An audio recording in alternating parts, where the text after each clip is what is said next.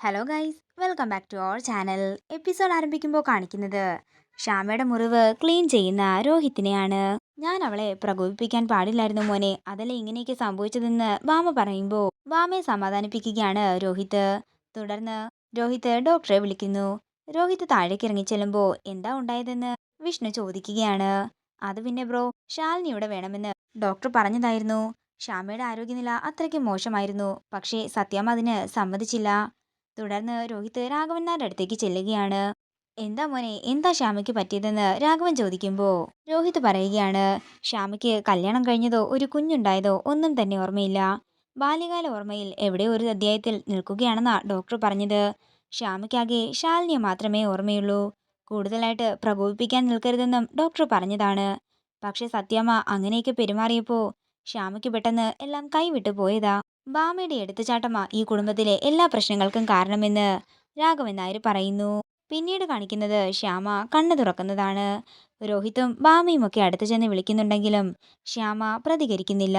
അതേസമയം ഡോക്ടർ അങ്ങോട്ടേക്ക് വരികയാണ്. എല്ലാവരും ഒന്ന് പുറത്തിറങ്ങി നിന്നേ, ഞാൻ ശ്യാമയൊന്ന് നോക്കട്ടെ എന്ന് ഡോക്ടർ പറയുന്നു. ഞാനും പുറത്തു പോണോ എന്ന് ഭാമ ചോദിക്കുമ്പോൾ സത്യാമ്മയും പുറത്തു പോകണമെന്ന് ഡോക്ടർ പറയുന്നു. അങ്ങനെ എല്ലാവരും പുറത്തേക്ക് ഇറങ്ങി നിൽക്കുകയാണ്. ശാലിനി എങ്ങാനും ഇങ്ങോട്ടേക്ക് വന്നാൽ അതോടെ എല്ലാ കളിയും പൊളിയുമെന്നുള്ള ഭയത്തിൽ നിൽക്കുകയാണ് കാർത്തിക. തുടർന്ന് കഥ കടച്ചതിന് ശേഷം ഡോക്ടർ പറയുകയാണ്, എന്റെ ശ്യാമേ, നീ ഇത്രയ്ക്ക് നന്നായിട്ട് അഭിനയിക്കുമെന്ന് ഞാൻ കരുതിയില്ല. ഞാൻ എന്തോ ഒരു കഥ പറഞ്ഞപ്പോൾ നീ അതേ പിടിച്ച് കയറുമെന്നും ഇങ്ങനെയൊക്കെ അഭിനയിച്ച് തകർക്കുമെന്നും ഞാൻ മനസ്സിൽ പോലും കരുതിയില്ല. നീ എന്തിനാ സത്യാമ്മയുടെ കഴുത്തിൽ പിടിക്കാൻ നിന്നത്? പിന്നെ ഭിത്തിയിൽ തലയിടിപ്പിച്ചതൊക്കെ എന്തിനാ? അതുകൊണ്ടല്ലേ ഇപ്പോൾ എനിക്ക് വീണ്ടും ഇങ്ങോട്ടേക്ക് വരേണ്ടി വന്നത്. ശ്യാമേ, നീ എന്താ ഞാൻ പറയുന്നതൊന്നും കേൾക്കുന്നില്ലേ എന്ന് ഡോക്ടർ ചോദിച്ചുകൊണ്ട് ശ്യാമയെ തട്ടി വിളിക്കുന്നുണ്ടെങ്കിലും ശ്യാമയിൽ നിന്നും യാതൊരുവിധ പ്രതികരണങ്ങളും ഉണ്ടാകുന്നില്ല. ഇത് കാണുന്ന ഡോക്ടർ പെട്ടെന്ന് തന്നെ ശ്യാമയെ പരിശോധിക്കുകയാണ്. ശ്യാമയെ പരിശോധിച്ച ശേഷം ഞെട്ടലോടെ നിൽക്കുകയാണ് ഡോക്ടർ. എന്റെ മോളെ, നിന്റെ വിധി നീ തന്നെ സ്വയം വാങ്ങിയതുപോലെ ആയല്ലോ ഇത്. ഭിത്തിയിൽ നീ തലയിടിച്ചപ്പോ നിന്റെ നാഡീവ്യൂഹത്തിന് അറിയാതെ തന്നെ പരിക്കു പറ്റിയിരിക്കുകയാണ്. തുടർന്ന് ഡോക്ടർ ചെന്ന് കതക് തുറക്കുമ്പോൾ എല്ലാവരും അകത്തേക്ക് കയറുകയാണ്. ഡോക്ടർ, എന്തെങ്കിലും കുഴപ്പമുണ്ടോ എന്ന് ഭാമ ചോദിക്കുമ്പോൾ ഡോക്ടർ പറയുകയാണ്, കുഴപ്പം തന്നെയാ സത്യമേ. ഞാൻ നിങ്ങളോട് ഹോസ്പിറ്റലിൽ നിന്ന് വരുമ്പോൾ എന്താ പറഞ്ഞത്?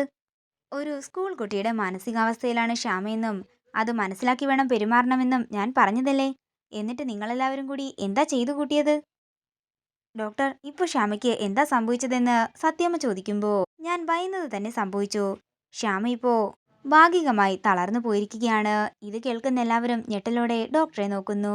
സത്യമേ, മരുന്നെല്ലാം ഞാൻ നേരത്തെ പറഞ്ഞത് തന്നെയാ. പക്ഷേ വേണ്ടപ്പെട്ട ഒരു മരുന്ന് നിങ്ങളിതുവരെ കൊണ്ടുവന്നില്ലല്ലോ. രോഹിത്തെ, നീ എല്ലാ മരുന്നും വാങ്ങിയില്ലേ എന്ന് ഭാമ ചോദിക്കുമ്പോൾ ഞാൻ പറഞ്ഞത് സത്യാമ്മയ്ക്ക് മനസ്സിലായില്ലെന്ന് തോന്നുന്നു. ശ്യാമയ്ക്ക് നമ്മൾ പറയുന്നതെല്ലാം കേൾക്കാൻ സാധിക്കും. കൈകാലുകളെല്ലാം ചെറുതായിട്ട് അനങ്ങാനും കൂടാതെ ആഹാരം കഴിക്കാനും സാധിക്കും. പക്ഷേ അവളിപ്പോൾ എന്തൊക്കെ ചോദിച്ചാലും ഒരൊറ്റ കാര്യം മാത്രമാ പറയുന്നത്.